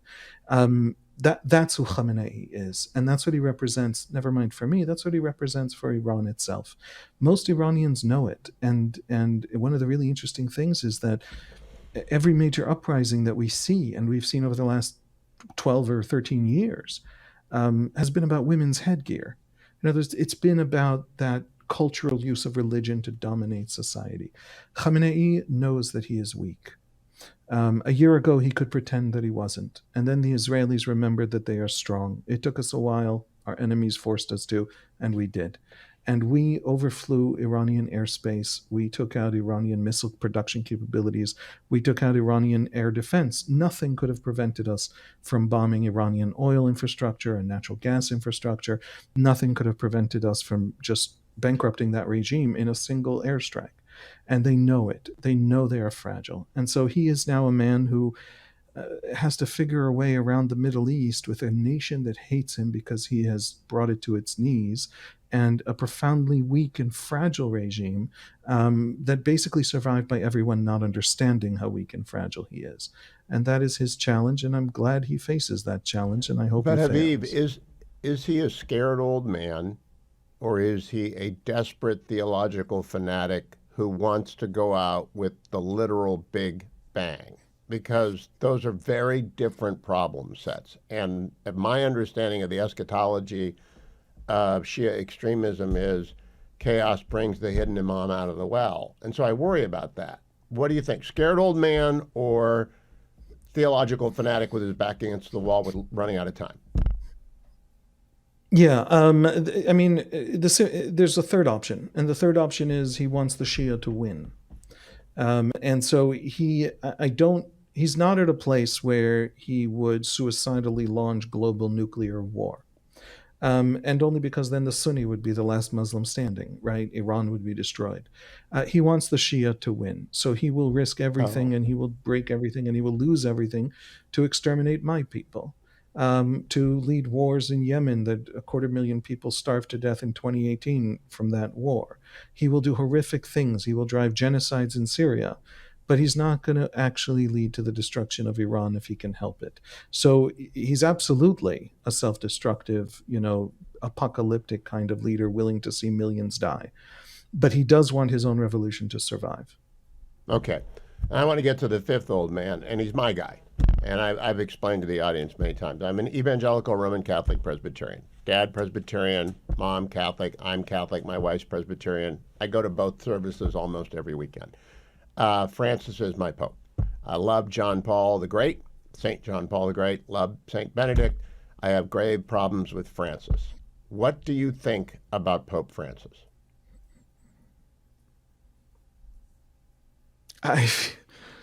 I feel bad commenting. I don't want to disrespect people. I'll say a couple things as a Jew that I know about Catholics. Take it for what it's worth. I can only say it with apologies. First of all, I know because I went to Rome and I toured Rome and I took a tour of the Vatican, and a priest guided our tour and told us wonderful, fascinating things that I then went and read up on, that in fact the whole doctrine of the infallibility of the Pope is not at all what non-Catholics think. It is the idea that the Pope, in certain ways, ex cathedra speaks very, very rare, I think 3 times in the entire history of the Church, speaks infallibly. And there are things that have to do with the status of Mary and things like that. The Pope is absolutely fallible. The Pope is absolutely human in official Catholic doctrine and dogma. And therefore, Catholics can criticize the Pope, which is, just so you know, ordinary Jews don't know that about Catholics. Oh, really? That's not their reputation. Yeah. Oh, yes. They we can criticize the Pope a lot. Yes. Exactly. So I'll just say, I think this Pope is playing politics and very worried about his image and very worried about maybe he's worried about his image because he wants the church to have a certain image. He wants relevance. Look, the European continent is a continent of empty cathedrals. It is a secularizing continent. Probably the single biggest religious force on the continent today is Islam, not Christianity, because the Christians are all atheists at this point. So the Catholic Church sits in a Rome that it less and less actually represents. Now, that's not totally true. There are many Catholics in Germany, there are many Catholics in Italy, there are many Catholics in Poland, but it is increasingly true. And faced with that crisis of faith in the West, the Pope is trying to, instead of making Catholicism relevant and making Catholicism feel more authentic by giving it its true voice, my sense as a Jew from the outside who knows very little and with tremendous apologies, he is trying to essentially run a marketing blitz, appeal to certain elements of the Western left as a way of looking, cool and modern and relevant in that way. Every single church that adopts politics as its fundamental vision, as its fundamental narrative and story, over time, within a generation, collapses. And so no apology. Right there. I'll come back at that point because I found the conversation about Francis with Habib to be very interesting and extremely perceptive. And I think it fits in the next segment before Lilacs comes along. I'll find out and I'll tell you when Lilacs comes along. We'll know whether we're done or not. All of it, the entire Habib Reddy-Gur interview, is now already posted at YouTube if you want to watch it and listen to it uninterrupted. I think he is really voice of a new generation in Israel. Fellow's going to be making the weather in Israel for a lot of decades to come, I hope. I cannot fit all of my conversation with Habib Reddy-Gur in, but I'm going to play about 5 more minutes of my conversation about Pope Francis with him. The entire interview is already posted at YouTube, the Hugh Hewitt channel, which I hope you will like and subscribe to, and tell me what you think about the entire interview. Here's the last 5 minutes I can play for you today. You're quite mild in your observation. I want to get a little bit deeper. St. John Paul II was a Pole who knew what happened in Europe. Pope Benedict was a German who knew what happened in Europe. Pope Francis is an Argentine and a socialist and a Jesuit who I think very clearly does not like America at all for reasons that I cannot fathom, but probably having to do with a warped sense of what the United States is, and it has sort of the South American grudge. Do you think he's ignorant of the Middle East generally and of the world beyond Argentina? Yeah. First of all, yes, very much. I think he's ignorant. I think, look, caring about dead children in Gaza is absolutely, as I understand Catholicism, again, as an outsider, is absolutely the role of the Pope. And there are a great many dead children in Gaza. If you think, as I do, that Hamas's numbers are total fiction, that doesn't actually mean that there aren't thousands of dead children in Gaza. And that is absolutely something that the Pope should be concerned with and thinking about and dealing with.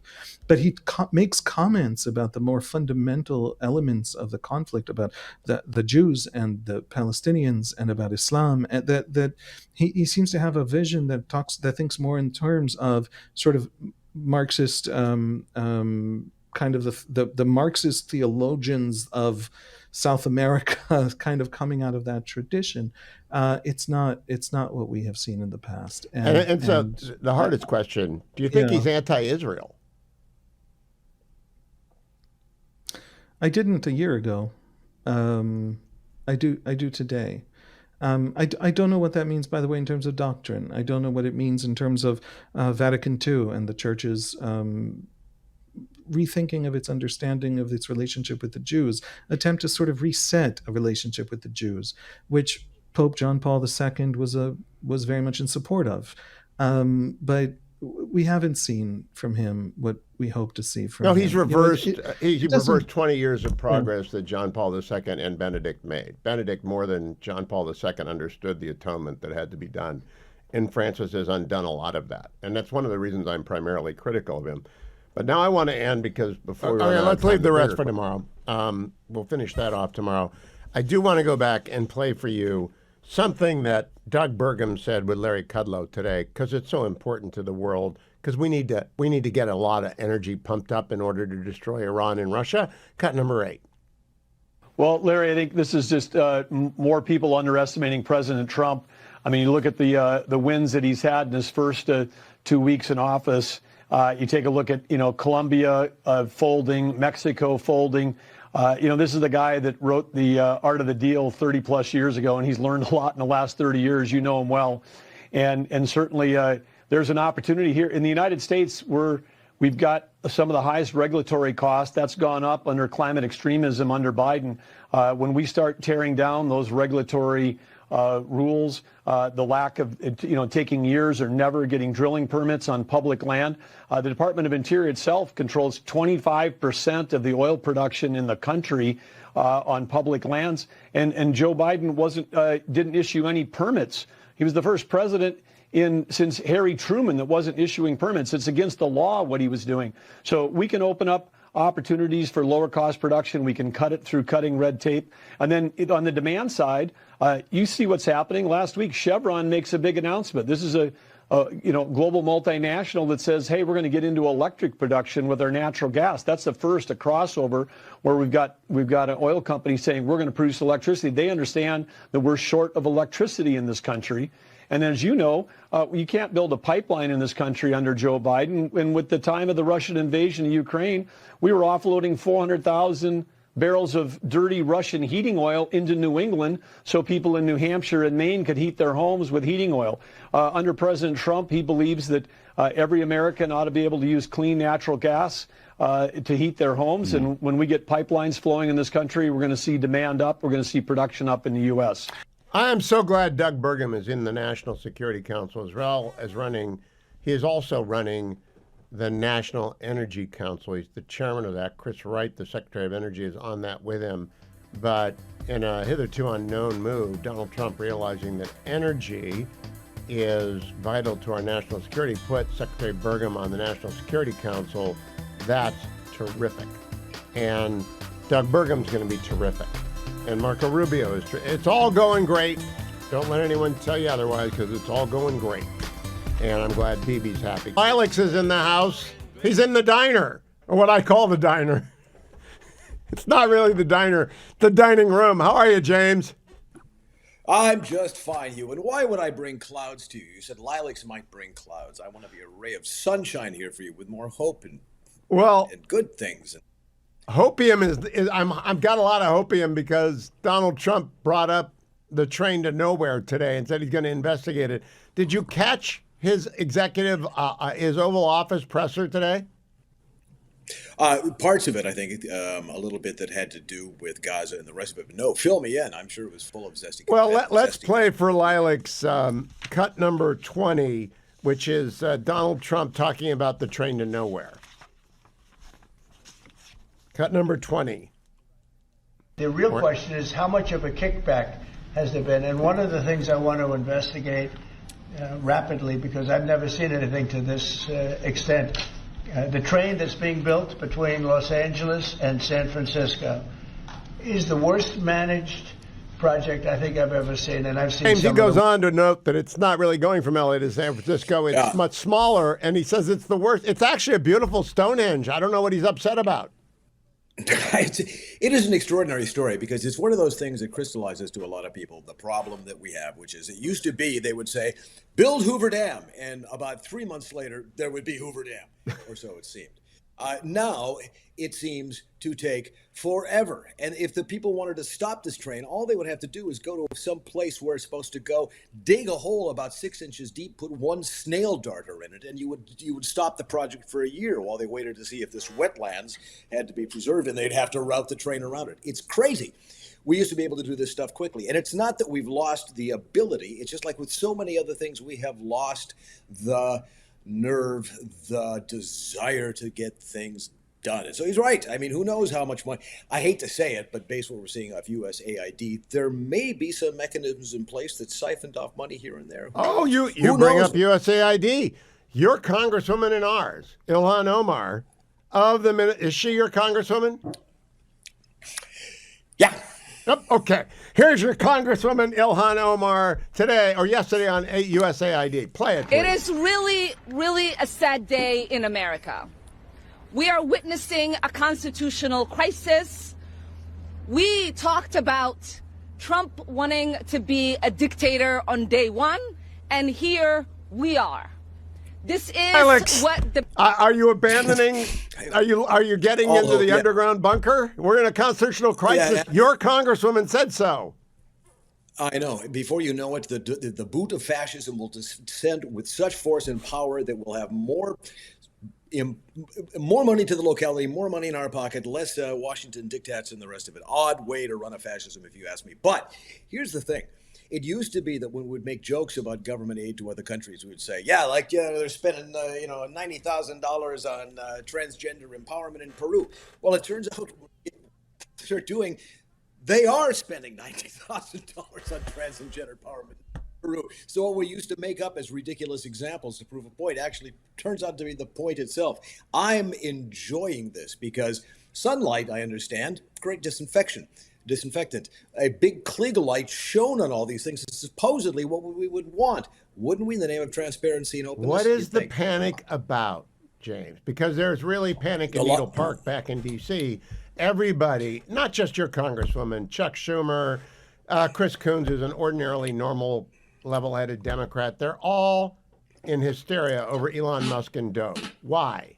Because somebody put a penny on the tracks for the gravy train. That's why. I mean, if you have used this, and granted, I'm sure there's tons of people in D.C. whose heart are in the right place and want to do something good for other countries and see this as a way to do so. Fine, but the idea that somehow this is the lean, mean operation and every single centime has been justified and accounted for is ridiculous. So what this was, this huge pile of money whereby somebody could leave government or somebody could say to a friend in an NGO, here's something, come your way, do good things with it. If that spigot is cut off, you have an awful lot of people who, it seems, don't have marketable skills in the sense of, a shock jock, radio host like yourself, or a completely, utterly indispensable newspaper writer like myself. What are they going to do if everything in their career and their training has been toward dispersing NGO money here and there with the fire hose provided them by the federal government? You don't think there's a podcast for former grant makers? Well, nobody's come to me, as far as I can tell, and that's been my whole modus operandi. Here I am in the throne. Come to me with the bags of money with a dollar sign, and we'll talk. No, of course there isn't. But if I was in another country and I wanted to talk about empowerment of, say, underserved communities in the coffee growing way to ensure empowerment and sustainability, if my podcast was about that in another country, there's a fighting chance that somebody from USAID would have shown up and said, "Hey, how can we help?" Your podcast is The Diner. It's available at your Substack. We'll promote that, but I want to ask you about some division on the right. Some people say on our team that Donald Trump did it again. He threatened, and then he declared victory when there was no victory. Other people, including me, say, no, he threatened, and Mexico and Canada changed their prioritization of the border and fentanyl, and I don't make jokes about fentanyl. What do you think happened with Mexico and Canada over the last week? I read a couple of things. I read that all this stuff was in place before, and then all of a sudden it was touted out as being a reaction to the tariffs. And then I read also that the tariffs provided a impetus, shall we say, for everybody to announce conspicuously that they were on the right side of history. I can't tell you. We're going to have to wait for the book to come down eventually. But the fact of the matter is, at least we're talking about. Did anybody ever talk about Canada in the context of fentanyl before? They really didn't. Did anybody talk about going after the cartels like this? I was watching the other day on Twitter as somebody was mapping a U.S. Surveillance vehicle that was sort of going through the Gulf of California, as if mapping out future routes they might take to bring hellfire down upon certain camps here and there in Sinaloa. I don't know. What matters is, it seems, is that the tariffs got everybody's attention. And now there aren't any tariffs, because that's good, because I don't like tariffs. And we'll see in 30 days what this brings us again. And Lilacs, what is the website? Where is the Substack in the podcast? Substack, James Lilacs at Substack.com. Lilacs.com is ever the clearinghouse for all the stuff that I do, including links to The Bleat and links probably to the Hugh Hewitt Show, because, it's always been one of my favorites ever and ever since the day you turned on the mic. Lilacs.com, the clearinghouse for everything Lilacs. We are so glad that he's back. Here's Michael Waltz on Fox today with John Roberts and Sandra Smith talking about Netanyahu at the White House today, cut number 5. Well, John, President Trump is going to continue his support for our great ally, Israel. No one did more for Israel than President Trump did in his first term. It is not by accident that Bibi Netanyahu, the Prime Minister of Israel, is the first foreign leader that is coming today. And look, we're going to continue to get our hostages out. We just had our first American, Keith Siegel, come out. We have more to go, more Israelis to go. These people have been brutalized in tunnels below ground by these terrorists for longer than the Americans were held in 1979 by Iran. So how do we continue that? How do we deal with the Houthis and that continuing threat? How do we deal with the threat from Iran? But we're also presented with a lot of opportunities. We have an amazing opportunity in Lebanon, thanks to the leadership of Israel in taking down Hezbollah. We have the collapse of Assad and Iran's supply lines into Hezbollah through Syria and the future of Syria to talk about. And then, of course, we have the existential threat that Iran has been to not only to Israel but to the United States for many years. For Michael Waltz decades is so even. good at this. He really is. For a longtime friend of mine, longtime friend of this show. My son works for him. And I'm very, very proud of that Michael was on this program weekly for many, many, many years. And haven't talked to him since he got this new job, but I hope he's enjoying it as much as I'm enjoying him, watching him doing it. Let me remind you, over at YouTube, the entire interview with Aviv Redig-Gur, you can watch it at YouTube, Hugh Hewitt. It'll be on the podcast today, Highly Concentrated Hugh. Dwayne's World drops tomorrow, right? Yes, the new Dwayne's World tomorrow with Lilacs.